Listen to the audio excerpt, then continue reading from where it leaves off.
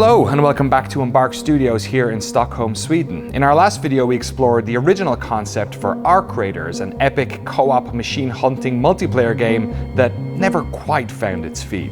The Arc Raiders that exist today emerged from that idea, but while the team at Embark had a world, a handful of enemy types, and a lot of tools and technology built, from a gameplay perspective they were essentially starting from scratch. Over the next few years they would have to establish how PvP could make the project more interesting, and then craft levels, enemies, and mechanics around that concept. This would prove to be the most challenging time in the project's history. Embark had launched the finals earlier than planned, which had given the Arc Raiders team a bit more runway, but now, years into development, the clock was ticking louder than ever. In this video we're going to cover several fascinating aspects of game design that happened in this period, from how the game looks and sounds, to how the levels were split apart and reassembled, the work that went into wrapping all of this into an extraction shooter form with interesting progression, what happened when they made the decision to drop free to play, and a lot more. But before the team could get to any of that, they'd have to answer one fundamental question. What aspects of the original pioneer concept would be retained, and what new ideas would come to the table?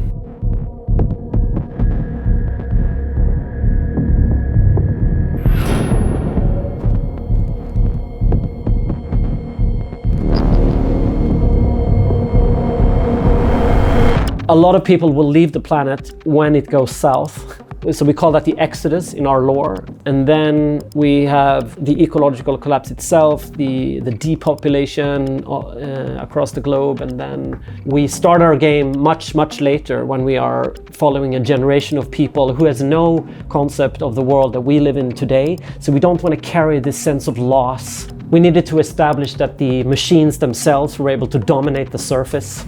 Naturally, we will be the one underground. If you want something from the top side, you ask a raider.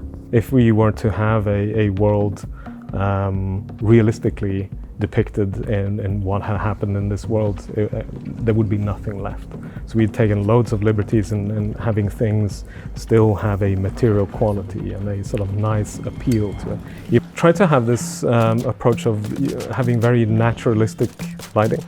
And that, for one, brings out a lot of inherent qualities in the things. We don't use a lot of color grading or anything like that because we want to balance everything to have a very naturalistic look. And then we can sort of push the things that need pushing in order to achieve this sort of contrast in between. First of all, we needed to understand this new category of games. We spent a lot of time playing that. And for me, that was fairly easy. I played a lot of extraction shooter games before. And there's great competitors out there, and there's great games out there. So what can we learn? And we knew from the beginning that the world and its narrative wanted to be. There was something in the market that we felt like there isn't really a game here that speaks to you in that way. So if you're interested in this world and exploring it and learning more about its events and maybe participating yourself in the events of this world, that felt like a pretty clear opportunity for us. Instinctively, a lot of us were just feeling that needed to be there. The original version of Arc Raiders was based in one massive open world map, but to make a game about looting and finding cover and exploring and listening to threats, the team was going to have to take an entirely new approach to level design. So what areas from Pioneer's world could they reuse, and where would they have to start from scratch? How would the levels in Arc Raiders look and play? So initially we have this massive world. That was the initial ambition, that every map that we have now would be a server, and then it would be like a battle royale, sending you to the center where the big robot would be, and we would kill the servers as they would go, and so on. Then after the pivot, obviously two things came up. A game that is about looting, where looting is central. It sort of implies that there is a density in the world. Even if you go into a sort of singular room or an apartment, it needs to hold up for a player's expectations of exploration. I can't remember the exact number, but we used to have just a wide open world level where all these places existed. And I think today a single one of our maps has more props and actors in it than the whole of that world ever did by a factor of 2 or 3. So we inherited what we call DAM and Spaceport from Pio 1, but they've seen tremendous work put into them, because those were obviously made for a very different game that didn't involve loot or interacting with the environment, or even doors for that matter. It didn't exist back then. Because we didn't have interiors, all buildings were empty, there was no props, because the game was not a game about the interiors, it was about moving towards the center, so we didn't care if there was a bed in... We still don't have toilets in our game, that's a nice curiosity. Back in the day, we didn't even have fall damage in the game.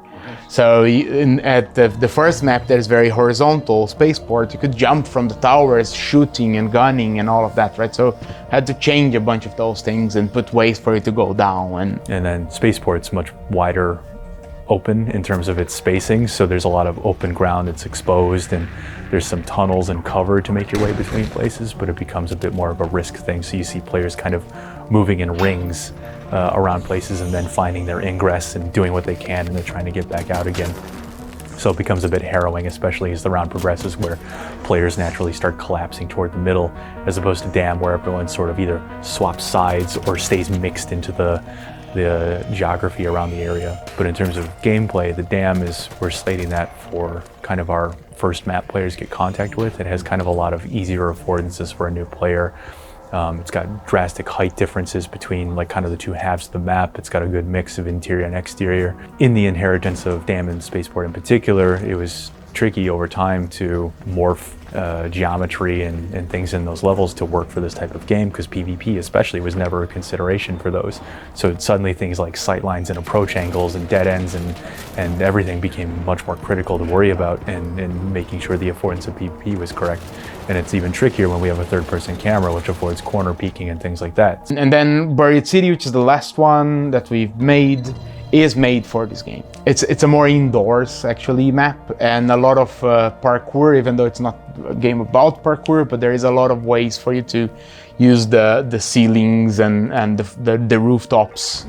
It's a more PvP prone map, since it's the one we did with PvP in mind. The other two we adapted for it. We knew the post-pivot that we needed one contrasting map that would be telling players more clearly that it's set on Earth. Because I think those monolithic structures, if you squint, you go, are we on Mars or are we on? So we wanted to ground the game on Earth, and this game is set in the south of Italy, deeply inspired by that region. And there's a volcano there, and there's a certain biome there, and also to sort of distinguish ourselves from other sort of post-apocalyptic worlds, which is usually sort of America-centric. So we started building out this other world that is Buried City, where you can spend most of the round in only one or two buildings if you're really trying to, and hearing other players on other floors or building across an alley. And it's kind of an interesting mix between modern structures of like a hospital or a shopping center, and then because our game is based in Italy, it's a lot of old town, like rustic structures, and they're all collapsed and destroyed, and the city itself is half buried in sand. So sometimes you'll walk straight onto a rooftop, go into a building, and then come out on the first floor that is still on a sand dune somewhere, and then worm your way even further through some buildings and end up finally on street level near a park.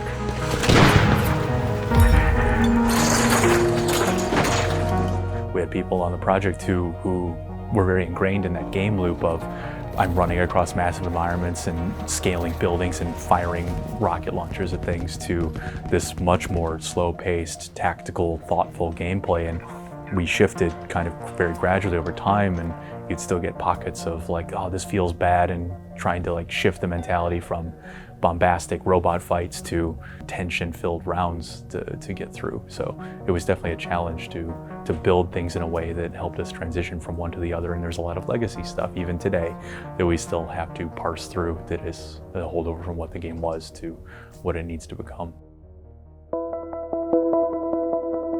I mentioned it in the opening of this series that I was a massive admirer of many of the team members at Embark, but there's actually one particular team in the studio who I've been dying to interview for years. Several members of the Arc Raiders audio team were previously part of the audio department at DICE, responsible for the award-winning soundscapes of those early Battlefield games, a series that pioneered brutally realistic weapon sounds. The audio design in Arc Raiders is critical to the experience, communicating so much to the players about the threats around them. But before we dive into that, I want to first know why realistic weapon noises have been a hallmark of this team. It was very different at the time. So I think a lot of people reacted to it just sounding different. And by that time, not even movies had gone that route, really. So it was sort of a novel thing, I guess. I did service in the Swedish military because I'm so old that it was like a mandatory thing, because I was a sniper in the military, so we had to do lots of shooting and shooting different weapons, and also sabotage things, so we had to blow things up. So I sort of had a quite clear view of how violent the whole experience is, and it like really just turns your gut inside out. I see it as it's 50% of the experience. I mean, you see it and you hear it. So it has to be there. I think for me the ultimate goal is that players completely forget about them playing a game. I just want them to be in a world that they think is there. And I think with sound you can get far, because we can record everything, we can make everything sound real. So it's very powerful. All the things that you put into the game, if you get them to breathe the same air and everything, it can feel like it's actually there. One thing that is very similar to the work we have done for years is that it uses just physics. So this has always been a huge challenge, and we've been recording everything, trying to like, okay, so now this rock will fall down, and how big is the rock? How small is it? How heavy is it? What does it fall onto? And you have to record all of that. Like, oh, I drop a rock on wood, I drop it in sand, I drop it here, then I take a bigger rock, I drop that, then I take many rocks, I drop those. And this tedious work but you have to do it. It's the groundwork that has to be done. And these robots, it's just physics and limbs. Okay, how do we do this? Okay, we need to measure all the joints and try to figure out what everything is going on inside of these robots. These are mechanical things. So we recorded mechanical things, hovering with drones and going up and down, and we use table fans, and we put stuff in the table fans so when you start to destroy the drones, and then we just put pens in the in the fans and all sorts of things in the fan and recorded that. So we're just trying to extract all of this information. It's a challenge for sure.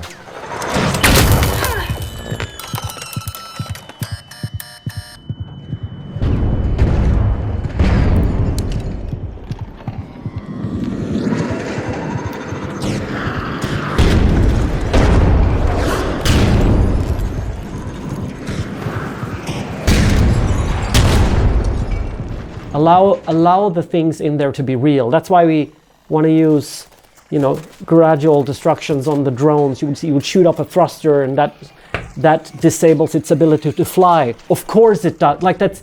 It's physics talking back to you, and there's something fun to play with physics. You don't need a health bar to tell you that. You just saw it, and you can listen to that, and you can make those calls, trust in the human ability to decode that, listening and looking, and not relying on a UI to tell you the actual truth of what's going on. I think that's also something we've kept in spirit of pursuing this trust in players that they can decode a world and allow their own sort of affordances of how they think the world operates to inform their decision making. I think that's something we've been really adamant about keeping for the player. There are certain things that you have to start thinking of working with rather than working against, right? Like when you find that, oh, it's so intuitive and compelling to be able to shoot a thruster off of a drone and see it spin out and fly into a wall, and that's awesome and that feels great. But then we also have to be mindful of the fact that, well, if there are a lot of walls and not a lot of room for the enemy to fly around in, it's probably going to fly into that wall and die. And we have to be okay with that, right? Yeah, it has been a trick, and we've, again, gone through a lot of iterations. We used to put very bright orange glowy weak points on them to be like, you shoot here, please. But one thing that kind of diminished was we actually have all of the enemies physically fly around using forces, and the thrusters on them are the things actually providing those movement vectors. So what that did was it kind of really diminished the fact that you could shear off a thruster and you'd see its flight start to wobble, or even it would knock itself into an object and explode. And what it turned into was shoot the thing with the health bar and then the whole drone explodes, and we kind of lost a lot of that. And it's also not the most interesting gameplay to just only shoot at weak points.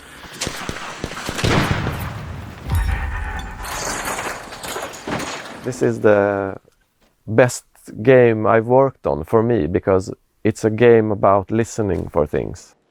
I put so much work in all the Foley stuff, and now that you actually care about that, because now it's a game about listening and listening for other players. And so all the work we did early, because we built like a complete sandbox sort of audio engine type of thing.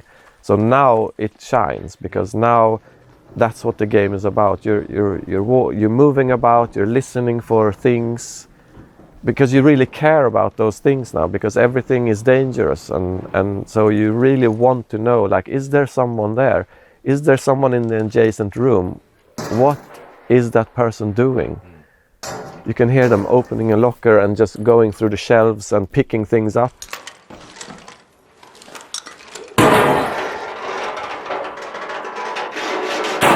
Players might choose this weapon because it's great for them in PvP. They're a player who can do really good flick aim and get a headshot cleanly, and that can be good for them in PvP, but maybe it doesn't serve them so well in fighting drones. So how can we bake in some more qualities to these weapons that give them a bit different specific purpose that you might choose to bring that? So for example, if you're a player who loves shotguns, that's great at close range, and it's great at things that are kind of generally unarmored unless you have like a slug round. So what if we then made our heavy caliber weapons penetrate drone armor very effectively?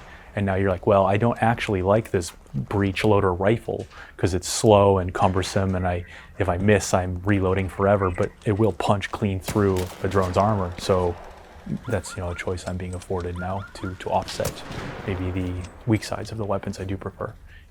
We add things to the weapons. I mean, if they look like something that has electrical moving things, then we add those little aspects to it as well. And all the weapons are built from different layers. We have the mechanics separated, this separated, that separated, the echo separated, all the sort of distances that we've been recording them. We split that up and fade it. What you hear when you fire a gun is a large amount of recordings that from the different angles and distances, and then we sort of put that together into a gun model. So if someone is firing from far away, you hear a far away gunshot of that caliber or whatever. So it's built out of 1,000 small parts. And then you can also stick an electric motor in there, and it will just work with this whole model. It's very consistent, and you can sort of just distill everything, but they all come from the same source. So it becomes much easier to do something that sounds really believable.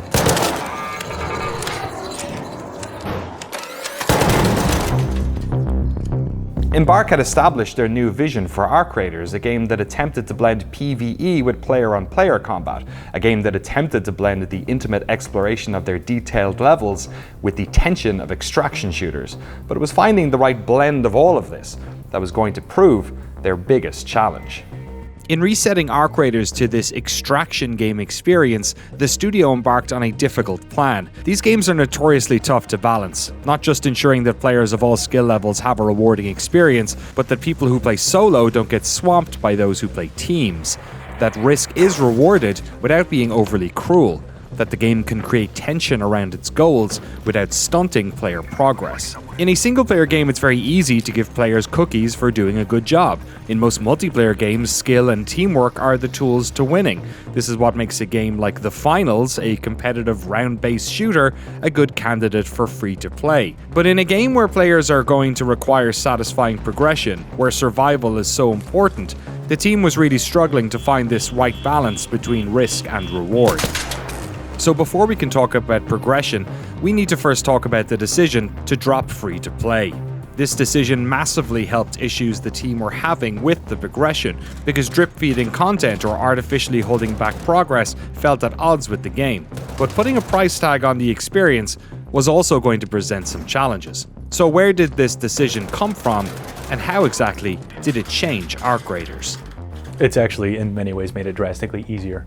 In free-to-play, you need to, in some ways, make things a little stickier than they would be otherwise, take a little more time, a little more grind, just so players are more incentivized to, stay in and stick into those loops and keep playing your game, and then ideally are incentivized to then spend money on that game. So for this type of title, it made it kind of hard to respect the player's time in some of these areas around crafting or sessions and things like that, because we were almost had a hand on their forehead going, slow down a little bit, where it felt a little bad. So as soon as that decision came down, it made us able to make things take the amount of time that felt appropriate in a lot of ways. So crafting no longer has timers on it that you have to wait out, or the amounts of things we're asking you to collect are a little more rational, or match the effort and outcome match each other a little more precisely, and things like that. So it's helped a lot, but it does, on the other side, again, launching at a price point, we still need ways to monetize that doesn't feel predatory or things like that. So that's also been an interesting challenge.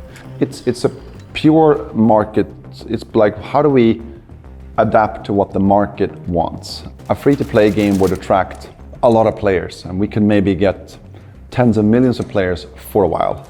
But as we started building what would become the rebirth of ARC Raiders, we started looking at, it was actually the team started asking questions. Free-to-play, is this the right model for us?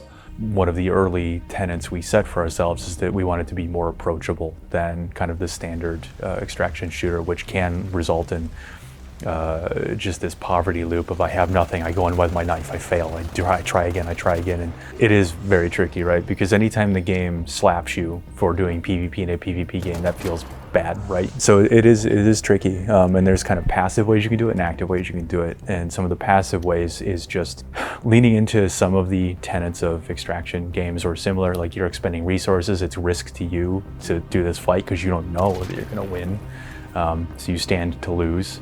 And having that fear of losing your stuff or losing that fight, hopefully, is something that gives a person pause. A more active solution is doing things like world activities, quests, or other types of challenges that don't necessarily require multiple people, but are greatly benefited from having multiple people doing it. So getting people to temporarily form alliances. And that's actually kind of our unicorn in some ways, is getting those tenuous alliances to happen organically. You can obviously party up deliberately and go in with your friends, but that's a very different dynamic than seeing somebody in the wild and feeling out the situation. We have a lot of nonverbal communication efforts that we've put into the game. So through our ping system, our emote system, things like that. So you can kind of convey a lot of meaning with one input. I like both solo and groups. When I go with groups, I'm very aggressive, maybe way too much. I'm always the first one to die. But when I'm playing solo, I'm actually quite stealthy. I like that nature of the game, that you can actually decide what you want to do, right? So when I'm playing with the team, I try to every session put a different hat. Like sometimes I'm like, I'm gonna shoot, no questions asked. I will shoot first. And just to create that in the playtest as well, because that's how the game will be played.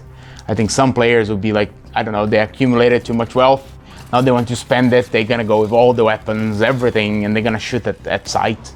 And sometimes they'll be poor trying to get their stuff, sometimes they'll just want to do their quests. And I like the fact that our game allows for all of that. To launch a new game today, irrespective of what platform you're on or what type of game it is, it's harder and harder and harder to break into kind of a critical mass that makes any financial sense. I think game developers out there are really scratching their heads thinking, I made a great game. And often you see today that if you've done a really good job, you'll see players jump on, they'll stay there for a while, but guess what? Then they drop out and go and do something else.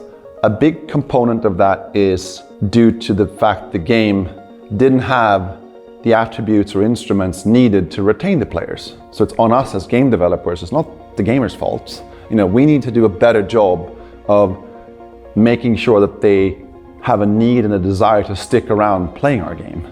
And what can we learn from our previous games? Having gotten finals into the market, we saw a big peak, like a crazy amount of people, then we saw a drop off.